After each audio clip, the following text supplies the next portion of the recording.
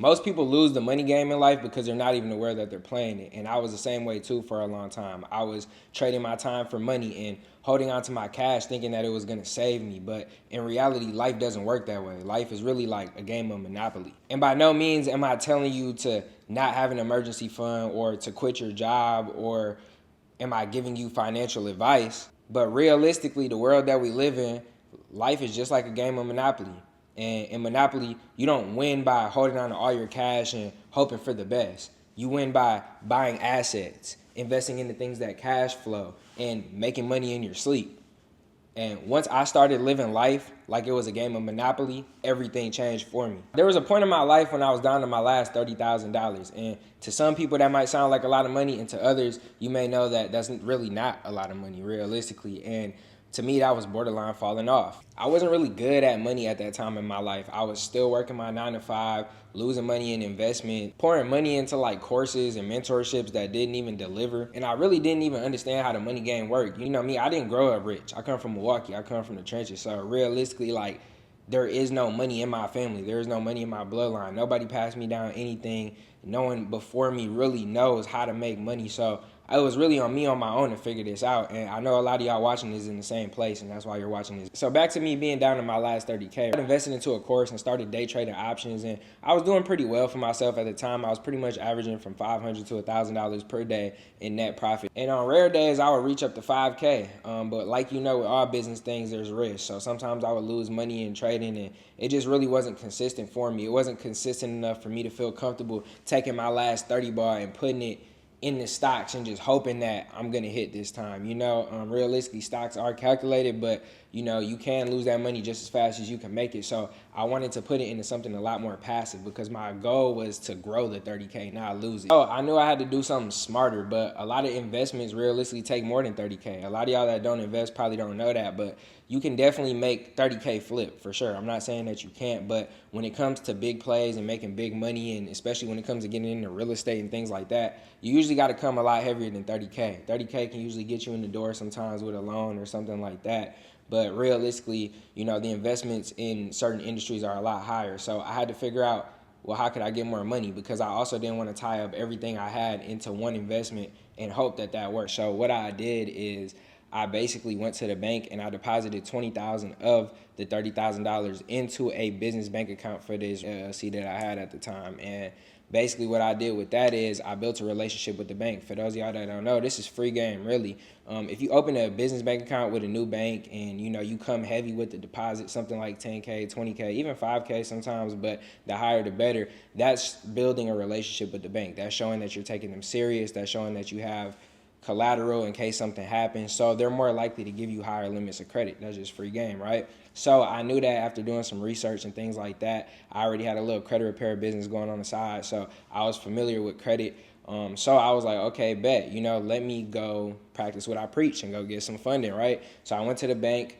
I deposited the 20K, and then I ended up getting a $50,000 credit card, right?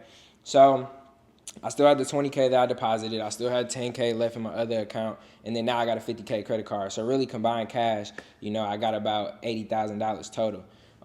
So now I just turned my 30 to 80 if you really look at it. And some of y'all don't look at it that way, but if you know how to invest, you know how to really make something shake with some money, that $50,000 is good as gold because I didn't have no interest rate for a whole year.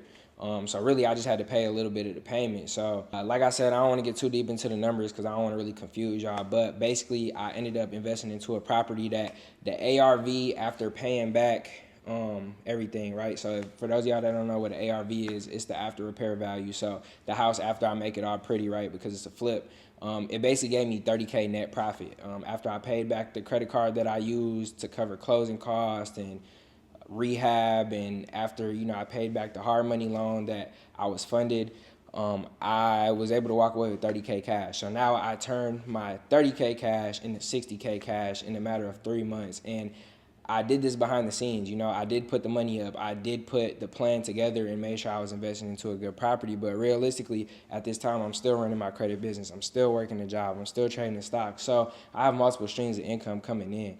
So it's pretty nice to be able to make, 30K in 3 months. It's 10K if you break it down by the months. And, it's not the most money, but for somebody starting off going from their last 30K, they doubled up quick. Not a lot of people can double 30K, that quick. And that was my first time doing that. Now that I understand the game of money, I realize you can double 30K a lot faster than that. But at the time, that was my first stepping stone to really increasing my income. So I invested into the flip, long story short, and it worked. It took 3 months and I was able to pay everything back and walk away with my 30K. But about a month into the flip, I also wanted to diversify my investments. And that's what you do in Monopoly, right? I tell y'all it's the same thing. I realized, okay, I'm going to make money here, but I'm not going to get it for 3 months. Okay, so how can I keep making money with the things that I got? Well, got my 9 to 5, right?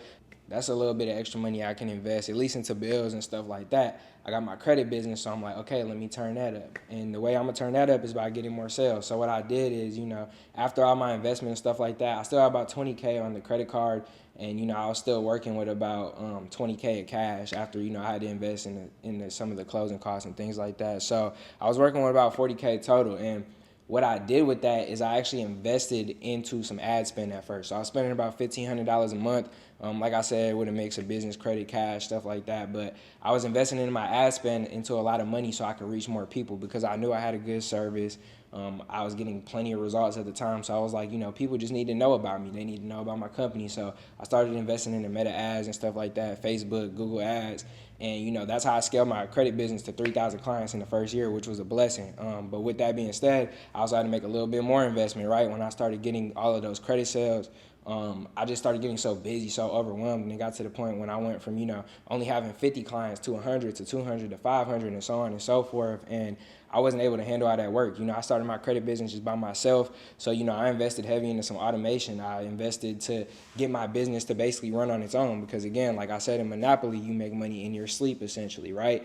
You have people going past your properties and they got to keep paying rent and stuff like that while you're just chilling and collecting. So I wanted to do the same thing. I didn't want to be sitting there typing away and, working 16 hours on my business when I don't need to be doing that. I invested into that, invested into the ad spend, and now I got the traffic coming in. I got the systems to handle it, and now that's how I scale my credit business to 7 figures. That was another good way I diversified my investment. I invested into a business. I invested into marketing. I invested into systems. And that's how I was able to get cash flow and increase my cash flow. And simultaneously, while I'm doing these things, while I'm doing the fix and flip, I'm working a job, I'm growing the credit business, I'm investing in the stock. So I got the bag coming in from everywhere for real, and that's how I really increased my revenue. Next thing you know, I went from only having 30K to touching my first 100K and so on and so forth. So I'm really just making this video not to say that I'm better than anybody or I'm smarter than anybody or I'm richer than anybody. I don't care about none of that. I want y'all to know that it's possible and there's really people out here making this type of money. Like I said, this isn't no specific financial advice, and by no means am I trying to sell y'all any type of course or anything like that. I just want to really get a game because I wish somebody was here to give it when I was younger. I might not be giving y'all direct guidance on what to do, but I'm letting you know that there's things out here to do. There's things out here that could really change your life and turn up your life because I went from broke to doing well in a very, very short amount of time, and I promise y'all can do it too. And it's not about the luxury things. It's not about the material things. It's about the luxuries in life that make your life a lot more peaceful, that make you be able to expand opportunities and serve your God-given purpose instead of being stuck. A lot of y'all have dreams that you aspire to chase, and you know that they're possible, right? Because people like me are showing you that they're possible, but you don't believe that you can do what needs to be done or you can become that person you need to be to achieve that. And I think a lot of y'all are holding yourself back. Understand that people are doing it. People are doing it with responsibilities. People are doing it with stress. People are doing it with no money. People are doing it with even less money than I had starting. So I just want you to understand that you can come back from anything. Anything's reversible as long as you keep God in the center of your life and you lock in and align everything, your mindset, your habits, and more importantly, your spirit. So if I had to give you 5 tips on how to win this money game in life, the Monopoly, I would let you know to stop holding on to your cash. Cash gives you control, but leverage gives you freedom. Also, leverage debt to build income, not lifestyle. A lot of people living their life off of credit cards, but they don't understand these same credit cards could invest in the things that'll give them 10x ROI. And is you don't need to be rich or a rocket scientist to build wealth. All you need is the resources and the knowledge and the application, more importantly. The last one I'm gonna leave you with, which I really should put as the first one, is trust in God. Have a plan, have a relationship with God, and He will give you all the signs that you need to help you get to the next level.